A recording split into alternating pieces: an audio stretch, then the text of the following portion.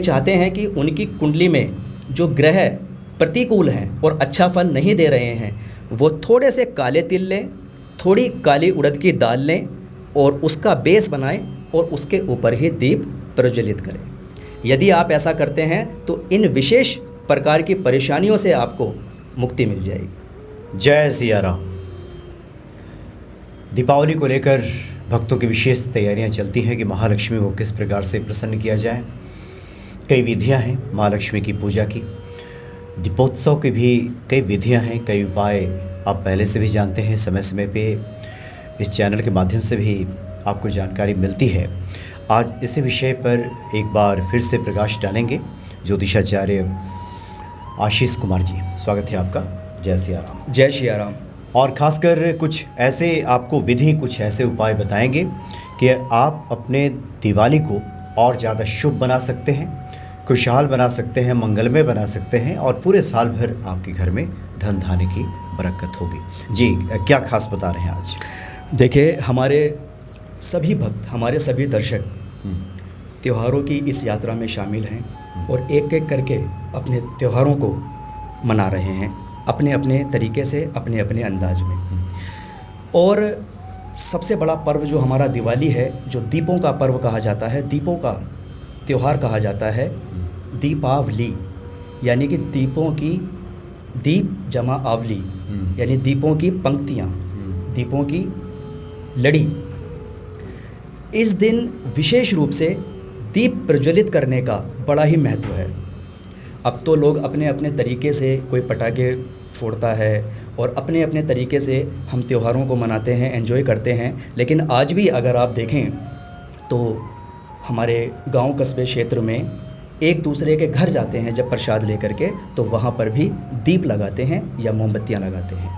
मैंने देखा है, आज भी प्रचलन है कि आप जब किसी के घर पे जाएं तो आप उसके घर पर दीप प्रज्वलित करें।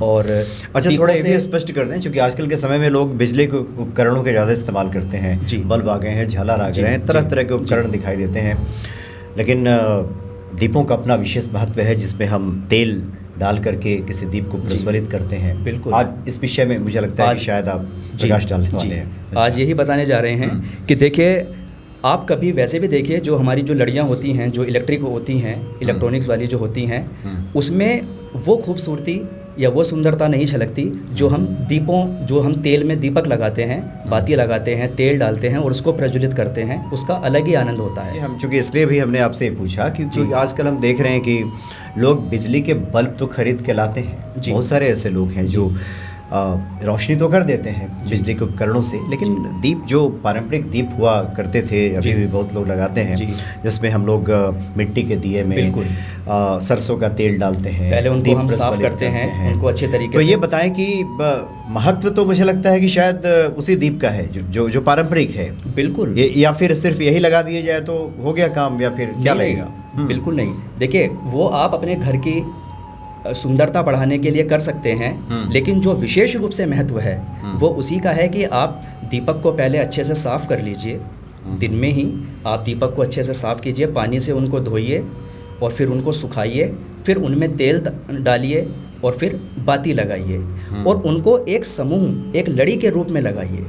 आपका घर है या आपकी बालकनी है, उसमें आप बिल्कुल पंक्ति के रूप में उन दीपों को सजाइए। उसके बाद देखिए कैसे माँ लक्ष्मी की आपके ऊपर कृपा होती है। और आज इसी कड़ी में आपको ये भी जानकारी देना चाह रहे हैं कि जब आप अपने घर में दिवाली वाले दिन दीप लगाएं तो उस दीप को आपको कैसे लगाना है। देखिए, थोड़ा समझने का प्रयास कीजिए। हमारे सभी दर्शक इस बात को गौर से सुने, ध्यान से सुने कि जब भी आप दीपक प्रज्वलित करें दिवाली वाले दिन, जो मेन दीपक आप प्रज्वलित करते हैं अपनी पूजा में, बड़ा दीपक बनाते हैं, उसको कभी भी खाली नहीं लगाना चाहिए। यानी कि जो उसके नीचे का जो बेस है उसको कभी भी खाली नहीं रखना है आपको, क्योंकि ये विशेष दिन होता है, अमावस्या की रात्रि होती है और आपको विशेष लाभ इसके मिलते हैं। लेकिन जानकारी के अभाव में हम सिर्फ डायरेक्ट ही दीप प्रज्वलित कर देते हैं और उसको ज़मीन पर रख देते हैं। जबकि आप अपने घर में भी अगर यदि पूजा कराते हैं तो आपने देखा होगा नीचे चावलों के ऊपर बेस बना करके उसके ऊपर ही हम कलश रखते हैं और दीप रखते हैं। आज आपको विशेष रूप से कुछ जानकारियाँ देने का प्रयास कर रहा हूँ, आप इसको नोट कर लें और इस बार इस दीपावली आप इस विधि से अपने घर में दीप प्रज्वलित करें, आपको आनंद आएगा, माँ लक्ष्मी की कृपा आपके ऊपर बनेगी और कुछ विशेष हमारे जीवन से जुड़ी समस्याएं भी होती हैं जिनसे आपको छुटकारा मिल जाएगा। अब कुछ आपको बातें बताने जा रहे हैं, आप उनको अपने जीवन से जोड़ करके देखें और यदि आप भी अपने जीवन में वो शुभ और मंगल कार्य होते हुए देखना चाहते हैं या जो आज हम जिक्र करेंगे बातों का, वो परेशानी यदि आपके जीवन में भी घटित हो रही है तो आप इस प्रकार दीप प्रज्वलित करें और इन तमाम सारी परेशानियों से आप मुक्त हो जाएंगे। सबसे पहली, अगर आप अपने जीवन में चाहते हैं कि आपका जीवन सुख और शांति से परिपूर्ण रहे और आपके जीवन में हमेशा समृद्धि रहे, तो आप चावलों के ऊपर चावलों की ढेरी बनाइए, उसको बिल्कुल इकसार कर लीजिए। जितने सुंदर तरीके से आप ढेरी बनाएंगे और जितने सुंदर भाव से आप उसके ऊपर दीप प्रज्वलित करेंगे, आप देखेंगे पूरे वर्ष भर अगली दिवाली तक आपके जीवन में सुख और शांति रहेगी और समृद्धि का वास रहेगा। आइए अब आगे बढ़ते हैं। उसके बाद में आप यदि आप चाहते हैं कि आपके जीवन में शनि, राहु, केतु, भैरव जी की कृपा विशेष रूप से, माँ काली की कृपा विशेष रूप से आपके ऊपर बनी रहे, यदि व्यक्तियों के ऊपर, बहुत सारे व्यक्ति ऐसे हैं जिनके ऊपर अभी शनि की 7.5 और शनि की ढैया चल रही है और वो जानते हैं, उन्हें पता है कि हम कहीं ना कहीं शनि की ढैया और शनि की 7.5 के प्रभाव में हैं। और जो व्यक्ति ये चाहते हैं कि उनकी कुंडली में जो ग्रह प्रतिकूल हैं और अच्छा फल नहीं दे रहे हैं, वो थोड़े से काले तिल लें, थोड़ी काली उड़द की दाल लें और उसका बेस बनाएं और उसके ऊपर ही दीप प्रज्वलित करें। यदि आप ऐसा करते हैं तो इन विशेष प्रकार की परेशानियों से आपको मुक्ति मिल जाएगी। अच्छा। आप करके देखिए, बड़ा ही आनंद आपके जीवन और ये में आने सब वाला है। कहाँ पे करना है? जहाँ आपका मंदिर है, जहाँ आप पूजन करें, वहीं पे ये लगाना है ना? जी, आप देखते हैं जब हम पूजन करते हैं तो बहुत सारे दीप लगाते हैं, लेकिन एक विशेष रूप से हम अपने मंदिर के अंदर जो बड़ा दिया हम बड़ा दिया मिट्टी का जो प्रज्वलित करते हैं, ये मैं उसकी बात कर रहा हूँ। अच्छा। आगे और भी विशेष बड़े मूल बातों की जानकारी आपको देने जा रहे हैं। बहुत विशेष आज बातों की जानकारी आपको देंगे, आप बड़े ध्यान से सुनना और उसको अपने जीवन में आप उन बातों को उतारें। उसके बाद में बहुत सारे हमारे जो भक्त हैं, बहुत सारे ऐसे प्रश्न आते हैं जब हम कुंडली विश्लेषण करते हैं तो जिज्ञासा होती है लोगों की कि हम आर्थिक रूप से बड़े परेशान हैं। जिन व्यक्तियों के जीवन में दरिद्रता आ गई है, आर्थिक रूप से परेशान हैं, उनकी आमदनी से ज़्यादा उनके खर्चे बढ़ गए हैं और घर चलाने के लिए भी उनको बड़ी कठिनाइयों का सामना करना पड़ रहा है, बड़ी मुश्किलों का सामना करना पड़ रहा है, तो मैं आपको ये बात निश्चित रूप से बता देता हूँ। आप गेहूँ लीजिए और गेहूँ की ढेरी बनाइए, गेहूँ का बेस बनाइए और उसके ऊपर आप दीपक प्रज्वलित कीजिए। आपके घर के अंदर से, आपके जीवन के अंदर से दरिद्रता कोसों दूर चली जाएगी और आर्थिक तंगी से जो आपको परेशानी है, इससे छुटकारा मिल जाएगा। आप देखेंगे, मुझे नहीं पता कि कहाँ से धन आने के आपके जीवन में योग बनेंगे, लेकिन आर्थिक तंगी से आपको जो परेशानी हो रही है वो आपको नहीं होगी। कई रास्ते खुलेंगे, कई रास्ते खुलेंगे। उसके बाद में दर्शकों, बहुत सारे व्यक्ति हमारे ऐसे होते हैं जो चाहते हैं कि हमारे जीवन में धन धान्य की वृद्धि हो, कंफर्टेबल लाइफ हो, जो बहुत हाईली एम्बिशियस होते हैं, उच्चाभिलाषी होते हैं, बड़ा सोचते हैं, बड़ा करने की चाह रखते हैं, चाहते हैं कि हमारे पास अथाह संपत्ति रहे और वो दिनों दिन बढ़ती रहे। ऐसे व्यक्ति जो संपत्तिवान बनना चाहते हैं, बाजरा लें, बाजरे की सुंदर तरीके से ढेरी बनाएं और उसके ऊपर दीप प्रज्वलित करें। आपकी दिनों दिन संपत्ति में वृद्धि होना उसी दिन से प्रारंभ हो जाएगी, क्योंकि एक तो ढेरी, ऊपर से दीप प्रज्वलित, जैसे वो दीप रोशन होगा, आपका घर आंगन रोशन होगा, ऐसे ही आपका जीवन भी उसी दिन से रोशन होना शुरू हो जाएगा। इस दिन देवताओं की विशेष कृपा बरसती है, आप करके देखें। उसके बाद में बहुत सारे व्यक्तियों का ये भी प्रश्न रहता है और बड़ी मूल बात बताने जा रहा हूँ, जो चाहते हैं कि उनके घर में भी किलकारियाँ गूंजे, संतान उत्पत्ति हो और जो संतान हो उस संतान का सुख माता पिता को मिले, यानी संतान और संतान से सुख मिले, संतान मेधावी हो, दिनों दिन उनकी प्रॉपर्टी बढ़े। बहुत सारे लोग ऐसे होते हैं अपने जीवन में कि मैंने देखा है उनकी पूरी उम्र निकल जाती है लेकिन उनको मकान का सुख नहीं मिल पाता, वो रेंट पे ही ज़्यादातर रहते हैं। ऐसे व्यक्ति जो चाहते हैं उनको जीवन में संतान के योग बने, कोई नया मेहमान उनके घर के अंदर आए और प्रॉपर्टी के योग बने, अपना कोई ज़मीन खरीद पाएँ। या कई बार मैंने ऐसा भी देखा है कि बहुत सारे लोग ज़मीन या प्रॉपर्टी खरीदना चाहते हैं लेकिन उनके पास में पैसा ही नहीं आता। अच्छा। उनका व्यापार करते हैं तो व्यापार अच्छा नहीं चलता, और जब भी बात चलती है कोई मकान घर प्रॉपर्टी खरीदने की तो कई लोगों की मैंने देखा है नौकरी भी छूट जाती हैं, और इस डर से कि बैंक का लोन हमारे सर पर चढ़ जाएगा, कैसे चूकेगा, इस डर से वो प्रॉपर्टी नहीं ले पाते। तो प्रॉपर्टी के लिए धन की आवश्यकता है और धन में वृद्धि हो, आप प्रॉपर्टी ले पाएँ और संतान से सुख आपको मिले। आप नोट कर लीजिए इस बात को, मैं आपको बताने जा रहा हूँ। गुलाब की पंखुड़ियाँ लीजिए और साथ में 2 लौंग ले लीजिए, यानी 1 लौंग का जोड़ा ले लीजिए। गुलाब की पंखुड़ियों की ढेरी लगाइए और 2 लौंग ले लीजिए, उनको ऐसे बीच में थोड़ा सा गैप करके ऐसे करके लौंग को रख दीजिए और उसके बीच में आप दीप प्रज्वलित कर दीजिए। अच्छा। ऐसा करने से आपके जीवन में मकान, भूमि, भवन, वाहन, प्रॉपर्टी का योग भी बन जाएगा और नए मेहमान आने की व्यवस्था भी बन जाएगी, यानी संतान से सुख प्राप्त होगा। और जो एक अननोन फियर, एक अज्ञात भय होता है लोगों को, उससे भी आपको छुटकारा मिल जाएगा।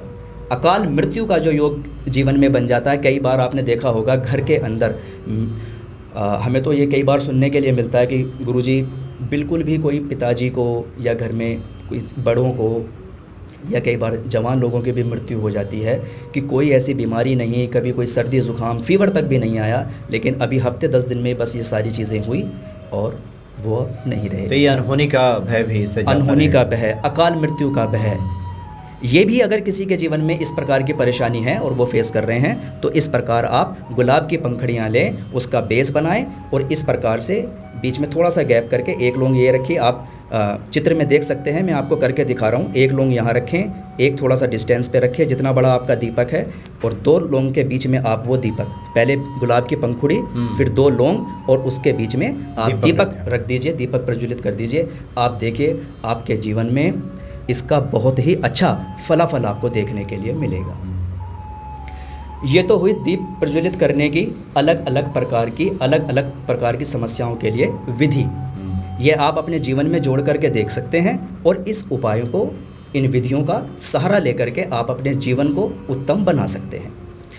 अब मैं देखिए इसी यात्रा क्रम में एक बात और बताना आपको चाहता हूँ। दीपावली वाले दिन, क्योंकि ये विशेष दिन होता है, अमावस्या की रात्रि होती है, दिवाली वाले दिन आप 11:30 बजे से 12:30 बजे के बीच में, समय ये आप ज़रूर ध्यान रखें, नोट कर लें इस समय को, 11:30 बजे से 12:30 बजे के बीच में पीपल का पेड़ और बेलपत्री का पेड़ और आंवले का पेड़, आप इनमें से कोई भी एक पेड़ देख लीजिए अपने आसपास, उसके नीचे आप इस समय पे जाकर के एक दीपक जरूर लगाइए। अच्छा। जब आप ये दीपक लगा लें, सीधे अपने घर आइए, आपको पीछे मुड़ के नहीं देखना और बीच में कोई रोके टोके तो थोड़ा उसका भी ध्यान रखें। वैसे तो लेट नाइट का समय रहेगा तो ऐसी शायद रोके टोके तो ध्यान रखिए, मतलब कोई टोके नहीं, थोड़ा ध्यान रखें कि आपको ऐसा नहीं है कि आपने दीपक लगाया और आप थोड़ी देर उनसे बातें ही करने लग गए, बहुत सारी बातें हो गई और जो आपकी मूल बात थी, जो उपाय था, वो आपका छूट ही गया या आप भूल गए।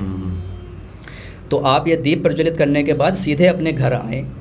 घर आने के बाद में आपने जो पूजा में आप कुछ, कोई लोग सोने का या चांदी का, लक्ष्मी गणेश का सिक्का, या जिनका ऐसी व्यवस्था भी नहीं होती तो जो कोई 1 रुपये का सिक्का भी अगर आपने कोई चढ़ाया रखते हैं, कोई भी आप सिक्के, नोट नहीं, मैं सिक्के की बात कर रहा हूँ, कोई भी आपने अपनी पूजा में सिक्के रखे हैं, उस सिक्के को आप उठा लीजिए और उस पूजा किए हुए सिक्के को आप लाल कपड़े के अंदर थोड़े चावलों के साथ में, चुटकी भर चावलों के साथ में बांध करके अपनी तिजोरी के अंदर रख लीजिए, जहाँ आप अपना धन रखते हैं। और जो हमारे व्यापारी भाई, हमारे व्यापारी भक्त व्यापार करते हैं और उनको व्यापार में नुकसान हो रहा है, घाटा हो रहा है, दुकानदारी उनकी कुछ अच्छी नहीं चल रही है, वो अपने गले में भी इसे रख सकते हैं। दिवाली की रात किया हुआ ये उपाय, ये प्रयोग यदि हमारे दर्शक अपने जीवन में अपनाते हैं तो आप देखना आपके जीवन में, आपके घर में धन की वृद्धि होगी, माँ लक्ष्मी की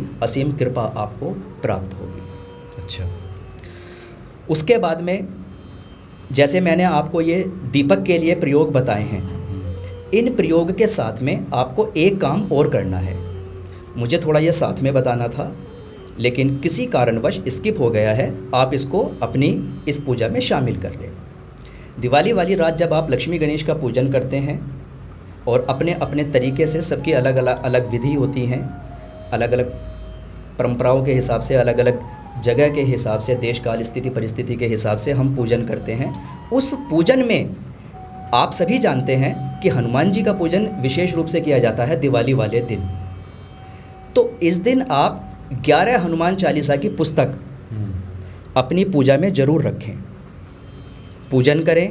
पूजन के साथ साथ कम से कम 3 बार हनुमान चालीसा ज़रूर करें और आपके जीवन में जो भी आप अपनी मनोकामना चाहते हैं, जो आप चाहते हैं कि बस इस दिवाली की रात में जो राम जी हैं वो हमारी बात सुन लें और हमारे ऊपर कृपा कर दें, तो उस 3 बार हनुमान चालीसा करने उपरांत आप अपनी वो मनोकामना रख दीजिए प्रभु के सामने।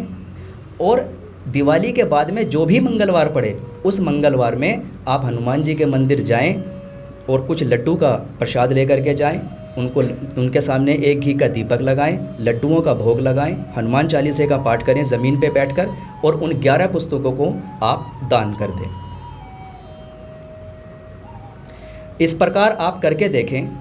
आप सब लोग अपने अपने तरीके से पूजा करते आए हैं, आगे भी करते रहेंगे, लेकिन कुछ बातें आपको मैंने आज कुछ जानकारी देने का प्रयास किया है जो हमें भी बड़ों से और हमारे ऋषियों मुनियों से सुनने के लिए मिली है, जिनसे भी हमें सीखने के लिए मिला है। उनका बहुत बहुत मैं आभार भी व्यक्त करता हूं। और ऐसे ही मैं आप सभी को बताने का प्रयास मैंने किया है अपने शब्दों में। आप इस प्रकार, ये आसान से विधियां हैं, उपाय हैं, आप इनको करके देखें, आपकी दिवाली अच्छी रहेगी और अगली दिवाली तक आपके जीवन में अवश्य ही जो है आपको फ़र्क नज़र आएगा। नहीं, बहुत बढ़िया। और आपने बहुत महत्वपूर्ण बात बताई है कि आप दीप जब भी जलाएं उसको खाली भूमि पे ना रखें, कुछ अनाज रख लें। और अलग अलग अनाजों का क्या महत्व है आपने तो विस्तार से बताया। गेहूं, चावल, तेल, पुष्प, जो गुलाब के पुष्प, उसके ऊपर आप दिया जलाकर। और इस वीडियो को फिर से आप सुनेंगे तो जो चीज़ें ना समझ में आई हो फिर से आपको स्पष्ट हो जाएंगी। तो इस भांति आप महालक्ष्मी जी को प्रसन्न कीजिए, निश्चित तौर पे आपका घर धन धान्य से भर जाएगा। बहुत बहुत धन्यवाद आपका। जय श्री राम। जय श्री सभी दर्शकों को जय श्री राम।